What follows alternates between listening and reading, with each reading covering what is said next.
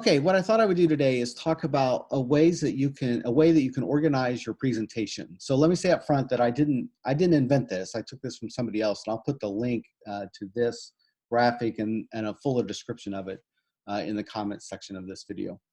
Um, but this is a really useful way for our capstone presentations, especially to think about how to organize the material, to take your research and to turn it into something that's effective in conveying exactly what it is you want to convey here. All right. So we start with the story, which begins here. In the story, you want to do a couple of things. You want to most of all capture the single most important thing that you want to say in your presentation. So this is a good place to articulate your research question, but it's especially important that you articulate your thesis here. This isn't a detective story. You're not going to lead us to the solution. What you're going to do is present the solution. Here's our question. Here's our solution to that question. And just get that out up front, right? So that becomes the story you want to tell. That's followed, or you can kind of do these can kind of coincide, but really should be followed by what we call the theater. And what you're trying to do here is capture the human element to the story you want to tell.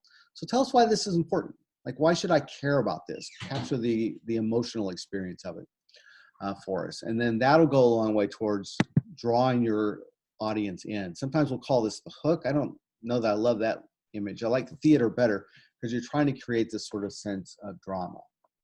Okay, so once you're done with that, then you want to present your solution to the story in three parts, or what we call three acts here.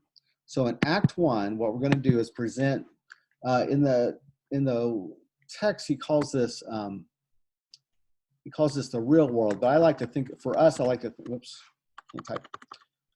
think about this as the problem. So you're going to want to identify the problem and show us exactly why this is a problem. So for instance, if you were doing a case study on education in Haiti, which is one of my groups is doing, then what you would do here is give us a sense of what's at stake, what's going on here that makes this such an issue. Why is education not happening, if that's the thing?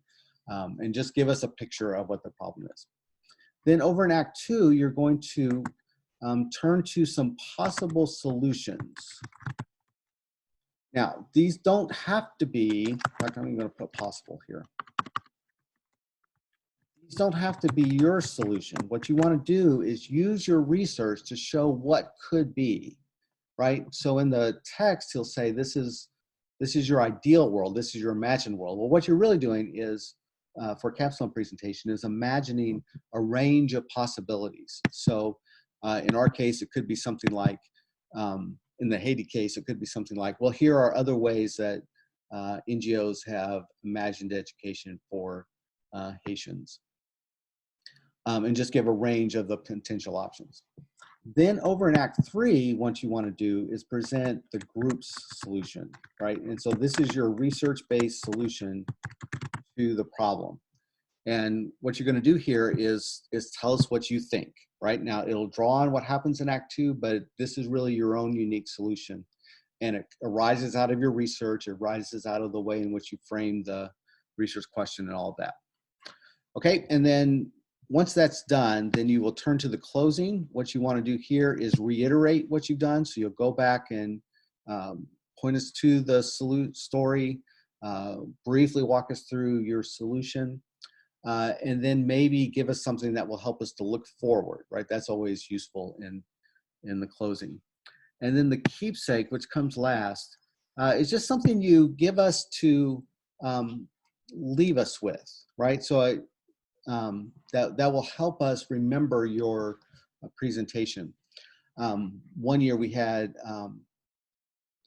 someone did a case study on water quality, and they left us with a bottle of water. And it was a simple thing, but it was really memorable because we were able to connect that little keepsake to their case study. Now, if you're doing this virtually, you obviously can't leave us with an object, but you can give us some sort of image or some sort of dynamic memory that will help us keep your solution in mind. Okay, so for the full version of this, look at the link that I put in the description. this video. And obviously let me know if you have any questions, but I really strongly, in the strongest possible terms, encourage you to think about organizing your presentation in this way.